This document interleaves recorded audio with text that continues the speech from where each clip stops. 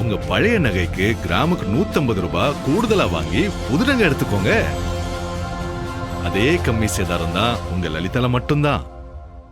அவர்களுக்கு வந்திருக்கிறது என்றுதான் நம்ம அதை பார்க்கணும். எப்படி புரிந்து கொள்ள வேண்டியது இந்த அடுத்தடுத்து வரக்கூடிய நகர்வுகள் முரண்களாக வெளியே தெரிகிறது. அவர் தனிப்பட்ட முறையில் அவரை புரிந்து கொண்டவர்கள் சரியானதாக இருக்குன்னு கருதலாம். ஆனால் வெளியென்று பார்க்கின்ற போது ஒரு முரண் இருப்பதாக தெரிகிறது. நான் சொன்ன உதாரணமே அதுக்கு சார். அடிப்படையில் எப்படின்னா, திருமா அவர்கள் ஒரு பல்கலைக்கழகம் மாதிரி, இட்ஸ் யூனிவர்சிட்டி. அவர் ஏன்னா எந்த ஒரு சூழ்நிலையிலும் எந்த ஒரு கருத்துக்களையும் உள்வாங்கிக் கொண்டு சிந்தனையோடு தெளிவாக பேசக்கூடியவர். பின்னால் வரக்கூடிய விஷயங்களை கூட உள்வாங்கிக் கொண்டு என்ன வரும் என்பது அதற்கான தகவமைப்புகளையும் பண்ணக்கூடிய ஒரு நபர். அந்த புள்ளியில் தான் பேசுகிறோம் சார். தாவேக்கா பொறுத்த வரைக்கும் திருமாவளவனுடைய நிலைப்பாடு முதல்ல என்னன்னா, 5 வருட ஆட்சி தாவேக்காவுடைய ஆட்சி நடைபெறும். நாங்கள் 5 வருடமும் துணை நின்று உறுதியாக நின்று ஆட்சியை நடத்துவோம். இது அவருடைய முதல் நிலைப்பாடு. அதில் எந்த விதமான மாற்று கருத்து இல்லை சார். அதை ஃபர்ஸ்ட்ல எடுத்து வச்சிருங்க, தூக்கி வச்சிருங்க. இந்த நிலைப்பாடை குலைப்பதற்கான சக்திகள், சில சக்திகள் எல்லாம் முயன்றுகிட்டு இருக்குது. இந்த நிலைப்பாடை, அந்த நிலைப்பாடை ஆரம்பத்திலேயே தெளிவுபடுத்திக்கிறேன். விசிகவுடைய நிலைப்பாடை மாற்றுவதற்கான முயற்சியா, திமுக தாவேக்கா ஆட்சி நிலைக்கக்கூடாதுங்கிறதுக்கான முயற்சியா? இல்லை, அதாவது எப்படிங்க, விசிக தாவேக்காவுடைய ஆட்சியை டில்ட் பண்ணலான்ட்டு இல்லை. நான் இப்போ நீங்கள் என்னென்னா 2 விஷயத்தை சொன்னீங்க. தாவேக்காவுக்கு நாங்கள் விசிக தொடர்ச்சியாக 5 ஆண்டுகள் தொடர்வதற்கு சப்போர்ட் பண்ணுவோம் அப்படின்னு சொல்லிட்டாங்க. ஆனால் திமுகவோட நாங்கள் நட்புறவில் இருப்போம் கூட்டணியில் இருந்து, இப்போ இடதுசாரிகள் சொன்னாங்கன்னா அதை புரிஞ்சுக்கூட முடியுது, வெளியிருந்து ஆதரவு கொடுக்குறாங்க அப்படின்னு. கொங்கு தேசிய மக்கள் கட்சி சொல்கிறாங்கன்னா அவங்க கூட்டணியை தொடர்றாங்கன்னு புரிஞ்சுக்க முடியுது. விசிக அமைச்சரவையில் பங்கு பெற்று இருக்கிறது. என்ன புரிதல் அதில் தான்? இதுதான் சார், இந்த புள்ளியில் தான் சார் சொல்கிறாங்க.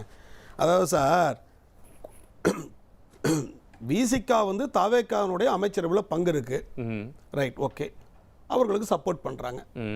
பேசிக்கா திமுகவுடைய நட்புறவாக இருக்கிறோம் சொல்றாங்கல்ல, இந்த புள்ளியை வச்சு தான் கன்ஃபியூஸ் பண்ணிக்கிறாங்க, குழப்பிக்கிறாங்க. என்ன தெளிவு சார்? நட்புறவு என்பது, இருங்க சார் முடிச்சிடுறேன். நட்புறவு என்பது ஒரு கட்சிக்கு சப்போர்ட் பண்ணுது. விசிக திமுகவுடன் மட்டும் நட்புறவு அல்ல, நல்லா புரிஞ்சுக்கணும். இடதுசாரிகளோட நட்புறவு, மதிமுக நட்புறவு கொண்டிருக்கிறது. ஈவன் பாஜகவில் இருக்கக்கூடிய தலைவர்களோட நட்புறவு தான் வச்சிருக்காங்க. அதைத்தான் தெளிவு பண்ணி சொல்றாரு. ஒரு பேட்டியில் சொல்றாரு, நான் கொள்கையினுடைய எதிரி, ஈவன் பாஜகவுடைய கொள்கையினுடைய முற்றிலும் எதிரி. ஆனால் அக்கா தமிழிசை அவர்களை நான் பார்த்தால், ஏர்போர்ட்ல இதை பார்த்தா அது மாண்பு, அந்த சார் அந்த ஏங்கல்ல தான் நட்புறவுன்னு சொல்றாங்களே ஒழிய, இவர் விசிகவுடைய தலைவர் சொல்லக்கூடிய நட்புறவு என்பது திமுகவுடைய கூட்டணியில் நட்புறவுன்னு அந்த கான்செப்ட்ல கிடையாது. அவர்களோட கூட்டணியில் இல்லைன்னு சொல்றாரு சார். நாங்க தாவேக்கா கூட்டணியில் இல்லைன்னு சொல்றாரு. அது என்ன, அதுதான் கேள்வி. அது ஒன்னொன்னு என்ன சொல்ற சார், என்னன்னா சார், இப்ப இந்த புள்ளியில கொஞ்சம் தெளிவு வேணும் சார். இப்ப நம்ம சப்போர்ட் பண்ணிட்டோம்.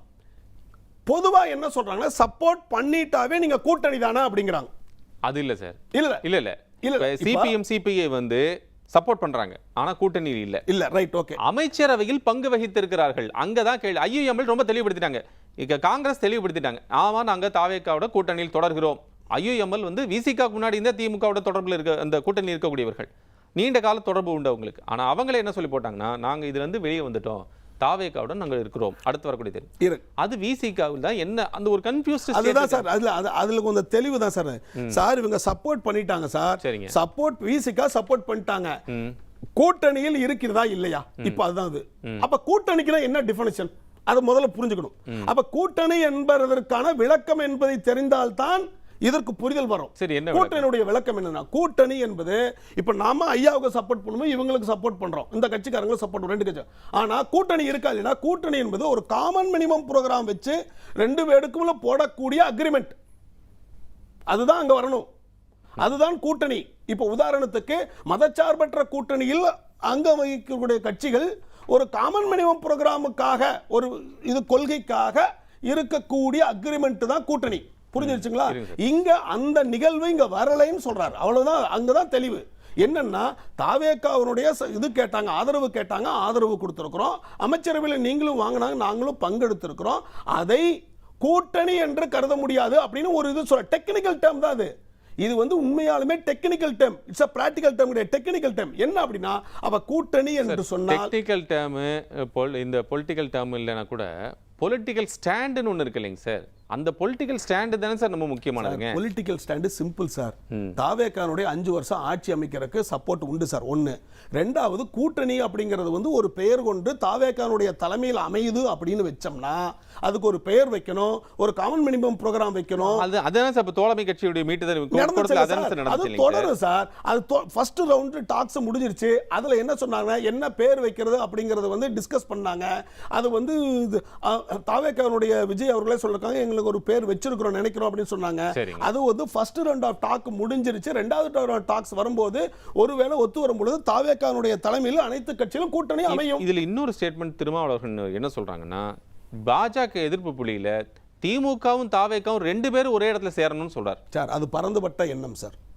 அந்த புள்ளியில அவர் எப்பவுமே உரிமையா இருப்பார் சார். நீங்க இன்னொரு விஷயம் பார்க்கணும், இதுக்கு முன்னாடி இருக்கக்கூடிய தேர்தலுக்கு முன்னாடி இருக்கக்கூடிய இதுல கூட இவர் வந்து திமுகவோட கூட்டணியில் இருக்கிறார், மதச்சார்பற்ற கூட்டணி. ஆனா கூட்டணியில் இருந்துகிட்டு அதிமுகவுக்கு ஒரு கோரிக்கை வைக்கிறார். என்ன கோரிக்கை வைக்கிறார் அப்படின்னா, இதை வந்து விமர்சிச்சு பாஜகவும் அதனுடைய கட்சிகள்லாம் பேசுறாங்க. என்ன கோரிக்கை அதிமுகனா, நீங்க அதிமுகவுடைய கோரிக்கை, நீங்க பாஜக என்ற கட்சியை உள்ளே இழுத்திருக்கிறீர்கள். அப்படி உள்ளே இழுக்கிற காரணத்தினால அதிமுகவினுடைய கூட்டணிகளுடைய வலுவிழந்து போகும். இருங்க முடிச்சிடறேன், இருங்க. நீங்க எழுதி வச்சுங்க, நோட் பண்ணுங்க.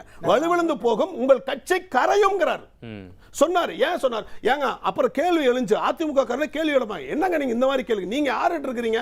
திமுக கூட்டணியில் இருக்கிறீங்க, திமுக கூட்டணி பத்தி பேசுங்க, அதிமுக கூட்டணி பேசுறதுக்கு உங்களுக்கு என்ன இருக்குன்னு கேட்டாங்க. அப்போ ஒரு சிந்தனையில, முற்போக்கு சிந்தனையில சொன்னார். ஏன் சொன்னார்னா, அவர் ஒரு திராவிட கட்சிகள் பாரம்பரியமாக கிட்டத்தட்ட 50 வருட காலம் தமிழகத்திலே ஊன்றி ஆரிய கருத்துக்களுடைய பிஜேபியினுடைய உள்ளே விடாமல் தடுத்த கட்சி. அதனால திராவிட கட்சிகள் இருக்கக்கூடிய தன்மைக்காக நான் அவர் சொல்லுகிறேன் அப்படின்னு சொல்றார். அப்ப இதுல என்ன, எதிர்கூட்டணியில் இருந்து கொண்டு அதிமுக கூட்டணிக்கு அவர் சொல்லுகிறார், வலு சேர்க்கிறார். எதுக்கு அப்படின்னா, திராவிடம் நிற்க வேண்டும் என்கிற ஒற்றை கருத்துக்காக. அதை போலவே திமுக பாஜகவுடன் கூட்டணி வச்சது இல்லையா? எதுங்க சார்? திமுக சார் வாஜ்பாய் டைம்ல அது இருந்துச்சு. ஆனா என்ன தெரியுங்களா, அப்ப இருக்கக்கூடிய பாஜகவுடைய விஷம் வேறு, இப்ப இருக்கக்கூடிய விஷம் வேறு. இது வேறு வேறு. அந்த மாதிரி வார்த்தைகள் பயன்படுத்த. சரி ரைட், விஷத்தை எடுத்துறேன் சார். அப்ப இருக்கக்கூடிய அவங்களுடைய நோக்கம் வேறு, இப்ப இருக்கக்கூடிய ஒரு நோக்கம் வேறு. இப்ப இருக்கக்கூடிய நோக்கம் என்னன்னா, ஒற்றை ஒரு அதான் ஒரே மொழி, ஒரே கலாச்சாரம், ஒரே இது. இந்த இதுல தான் புள்ளியில தான் போகுது. பூபதிக்கு ஒரு கேள்வி. ஜெயலலிதா அவர்கள் இங்கிருந்து ராமர் கோயில் கட்டுவதற்கு யாரை அனுப்பினாரா இல்லையா? யாருங்க? இங்கிருந்து. ஆமாங்க. அப்போ நீங்க வந்து அதிமுக ஒரு திராவிட கட்சிங்கன்னா, திராவிட சித்தாந்தத்தை பேணுகிற ஒரு கட்சியாக அல்லது திராவிட சித்தாந்தத்தின் பேரில் இருக்கக்கூடிய ஒரு கட்சியாக இருக்கிறதா என்கிற கேள்வி அந்த நேரத்தில் வெகுவாக எழுந்தது. அது உங்களுக்கு தெரியும். இப்போ இங்கே என்ன கேள்வினா, பாஜக உள்ள வந்ததுனாலேயே உங்களுடைய ஐடியாலஜி சிதைந்து போய்விடுகிறதா? கூட்டணியா, தேர்தலுக்கான கூட்டணியா அல்லது கொள்கைக்கான கூட்டணியா? சார் ஒன்று சொல்லுங்க, பாஜக எந்தெந்த கட்சியோட கூட்டணி அமைகிறதோ அந்த கூட்டணியெல்லாம் பல்வேறாக சிதறும் சார். இது வந்து பிராக்டிக்கலா வடமாநிலத்தில் இருக்கக்கூடிய எல்லா இதுலையும் நம்ம வலுவில்லாத ஒரு கட்சி, எந்த கட்சி இருந்தாலும் எந்த கட்சியில் ஆதரவு வைத்தாலும் செய்யத்தான் செய்யும். அது இல்ல சார், பாஜக வந்து காத்தே போகாத இடத்துல உள்ள போய் நினைவுபடுத்து. திரிணாமுல் காங்கிரஸ் வந்து எங்கிருந்து உருவானுச்சுன்னு உங்களுக்கு தெரியும். திரிணாமுல் காங்கிரஸ் வந்து பாஜக இருந்து உருவாகல, காங்கிரஸ்ல இருந்து உருவான. காங்கிரஸ் அதை விட மிக முக்கியமாக கம்யூனிஸ்டை அழித்து அந்த கட்சி உருவானது. ஆனா இன்னைக்கு அந்த கட்சியினுடைய நிலைமை எப்படி இருக்குங்கிறது நீங்க யோசித்து பார்க்க வேண்டும். இப்போ இதில் எங்கே உருவாகுனா, எந்த கட்சி பலவீனமாக இருக்கிறதோ அந்த கட்சி தான் சிதைந்து போகும்னு கல யதார்த்தமாக இருக்கிறது. அப்படித்தான் புரிஞ்சு கொள்ள வேண்டியிருக்கு இல்லையா சார்? நீங்கள் அதிமுகவில் பலவீனமான கட்சின்னு சொல்லாதீங்க. இப்போ இருக்கக்கூடிய எலெக்ஷனில் வச்சிருக்கிற 1,20,00,000 ஓட்டு வாங்கியிருக்கிறாங்க சார். நல்ல ஒரு அங்கே வந்து என்ன யுக்திகள் வித்தியாசமாக இருக்குது. அதிமுக பலவீனமான மாதிரி இருக்கிற காரணம் அதில் இருக்கக்கூடிய தலைமை ஒன்று வெளியே போன பிறகு, இல்லாத பிறகு அது பல்வேறு குழுக்களாக உள்கிறதுனால சிதறண்டு கிடந்துச்சு. அதை ஒருங்கிணைக்க முடியல.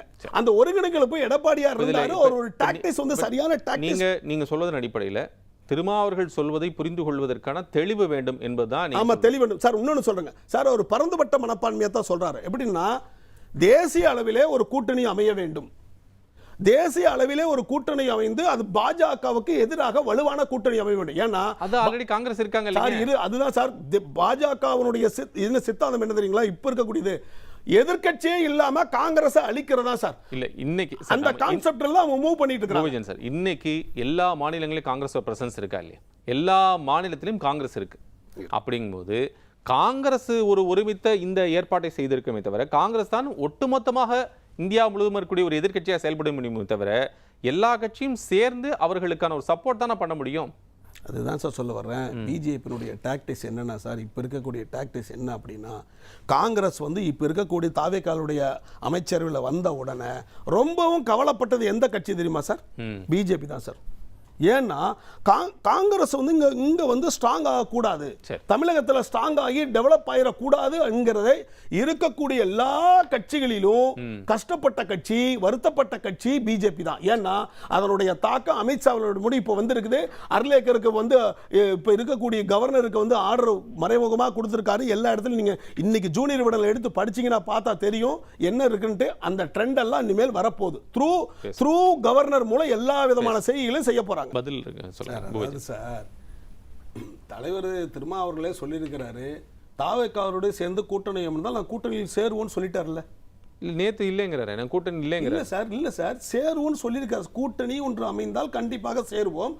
ஆனால் இப்பொழுது எந்த கூட்டணியும் இல்லை. அதுதானே புரிதல். இப்போ அமைச்சரவையில் கொடுத்துட்டாங்களே எல்லாம் கூட்டணி சொல்றாங்க. இப்ப கூட்டணின்னு ஒண்ணுமே இல்லை, ஆதரவு தான் கொடுத்துருக்குறோம் அப்படின்னு ஒரு டெக்னிக்கலா சொல்றாரு. அவ்வளவுதான். என்ன அதுவுமே ஒரு நிலையற்ற தன்மையே நீங்க வந்து பெருசா பேசிட்டு இருக்கோம். அரசியல்ல அமைச்சரவையில் அங்கம் வைத்ததற்கு பின்னால் கூட்டணியே இல்லை என்று சொல்லும்போது ஒரு நிலையற்ற தன்மை தானே. அப்ப நிலையற்ற சிந்தனை தானே வரும். கட்சிக்கும் சரி கூட்டணிக்கும் சரி. அவங்க கட்சியில இருக்கவங்க என்ன நினைப்பாங்க, அமைச்சர் பதவி வாங்கிட்டீங்க அப்ப நான் கூட்டணியில இல்ல, தோழமையா கூட இல்ல அப்படின்னு சொல்லக்கூடிய தோழமையா இருக்கான்னு தான் சொல்றாங்க. அந்த இடத்துக்கு போது ஒரு நிலையற்ற தன்மை, அது வந்து கூட்டணியிலே குழப்பத்தை ஏற்படுத்தும். இல்ல தெளிவா என்ன சொல்றாங்க சார், இது வந்து ஒரு டெக்னிக்கல் டேர்ம் தான் சார். அதை என்ன சொல்றேன்னா, இப்போ வரைக்கும் தாவேக்காருடைய தலைமையில் எந்த விதமான ஒரு கூட்டணி இல்லை, அவ்வளவுதான். அது ஏன் இல்லைன்னா அதுக்கு ஒரு கூட்டணின்னா அதுக்கு ஒரு பெயர் இருக்கணும், ஒரு தலைவர் இருக்கணும், கோஆர்டினேட்டர் இருக்கணும். முதல் சுற்று நடந்துச்சு, விட்டுடுங்க, அது ஒரு பாயிண்ட் வைங்க. இப்போ வந்து ஆதரவு கொடுத்திருக்கிறோம், இது வரைக்கும் கூட்டணியில் இல்ல அப்படின்னு தான் சொல்றாரு. அதுதான் இது ஒரு பெரிய விஷயமா, இது ஒரு பெரிய ஒரு, அதாவது அரசுக்கு குழப்பம் ஏன் உருவாகுது? நான் ரொம்ப கிளியரா பேசுறேன். அரசுக்கு முந்தானேத்து வந்து துணை முதலமைச்சர் வேணும்ன்ற வரைக்கும் பேச முடியும், ஆனா கூட்டணியில் இல்லைன்னு சொல்றாரு. அது என்ன மாதிரி ஒரு மனநலமன தாவேக்காக்கு? ஒரு நிமிஷம் இல்ல பூபேஜன் சார், அதுல வந்து என்ன கேள்வி வருதுன்னா, கட்சியிலிருந்து அவருக்கு ஒரு அழுத்தம் கொடுக்குறாங்களா துணை முதலமைச்சருக்கு கேட்க சொல்லி அப்படிங்கிறது அந்த கேள்வி வருது இல்லையா? அப்ப யார்கிட்ட கேட்க சொல்றாங்கன்னா, தாவேக அரசு கிட்ட கேட்க சொல்றாங்கன்னா, அப்ப தாவேக அரசில் அங்க கூட்டணி அங்கம் வகிக்கல அப்படிங்கும் போதுதான் அந்த முரண் வருதாக. இல்ல சார், துணை முதலமைச்சர் அவங்க வந்து கட்சியில் இருக்கக்கூடிய தொண்டர்களும் மற்றவங்களாம் அண்ணனுக்கு துணை அமைச்சர் கொடுங்க, அமைச்சருக்கு கொடுங்க, நாங்கள் இவ்வளவு தூரம் கஷ்டப்பட்டிருக்கிறோம் அப்படிங்கிற ஒவ்வொருத்தருடைய விருப்பம். ஆனா அவர் தெளிவாவே சொல்லிட்டார், துணை முதலமைச்சர்கள் எனக்கு தேவையில்லை, விருப்பம் இல்லைன்னு சொல்லிட்டார் சார். இந்தியாவை பொறுத்த வரைக்கும் எங்க திரும்பினாலும் காற்றில் கலந்திருப்பது சாதி தான். சாதியத்தின் அடிப்படையில் தான் இந்தியாவே கட்டமைச்சிருக்கு. அதை விட்டுடுங்க சார். நான் என்ன சொல்றேன்னா, திருமாவளவனுடைய பரந்துபட்ட பார்வை தான் பார்க்குறேன். தமிழகத்தில் இருக்கக்கூடிய இந்திய மாநிலங்களில் ஒரு மாநிலம் தமிழகம். தமிழகத்தில் இருக்கக்கூடிய தாவேகா ஆட்சியில் இருக்கு, அதற்கான ஆதரவு கொடுத்துருக்குறாங்க, கூட்டணி அது இருக்கு. அதை விட்டு அவருடைய கவலை தேசிய அளவில் ஒரு கவலை இருக்கு. என்னன்னா, தேசிய அளவில் வந்து வடமாநிலத்தில் எல்லாம் காங்கிரசினுடைய இப்பொழுது வலுவிழந்துட்டு இருக்குது, நிறைய இடத்துல ப்ராப்ளங்கள் இதாயிட்டு இருக்கு. அப்ப ஒரு ஒன்றுபட்ட கூட்டணியை பிஜேபிக்கு எதிராக கூட்ட வேண்டும் என்கிறது அவருடைய ஆவல். ஏன்னா இந்திய நாடு ஒரே நாடு, எதேச்சதிகாரமாக போக்கு சர்வாதிகாரத்திற்கு போகாமல் இருப்பதற்கு தடுப்புக்கு ஒன்றுபட்ட கட்சிகள் எல்லாம் ஒன்றிணைய வேண்டும் என்கிற ஒரு தேசிய பார்வை இருக்கிற காரணத்தினால் சொல்லப்பட்ட கூற்றுகள் தான் சார் அது. அதை நம்ம புரிஞ்சுக்கணும். எக்காரணத்தை கொண்டாலும் தோழமை கட்சிகளாக இருக்கக்கூடிய மதிமுகவா இருக்கட்டும், தாயிகவா இருக்கட்டும், தாவேகாவா இருக்கட்டும், எல்லாரும் பிஜேபிக்கு இந்த மாதிரி மதவாத பிஜேபிக்கு எதிராக இந்திய அளவிலே ஒரு ஸ்ட்ராங்கான கூட்டணி வலுப்படுத்த வேண்டும் என்கிற சித்தாந்தத்தின் சிந்தனை அடிப்படையில் சொல்லப்பட்ட வாக்கியம். உங்க பழைய நகைக்கு கிராமுக்கு 150 ரூபாய் கூடுதலா வாங்கி புது நகை எடுத்துக்கோங்க. அதே கம்மி சேதாரம் தான் உங்க லலிதால மட்டும்தான்.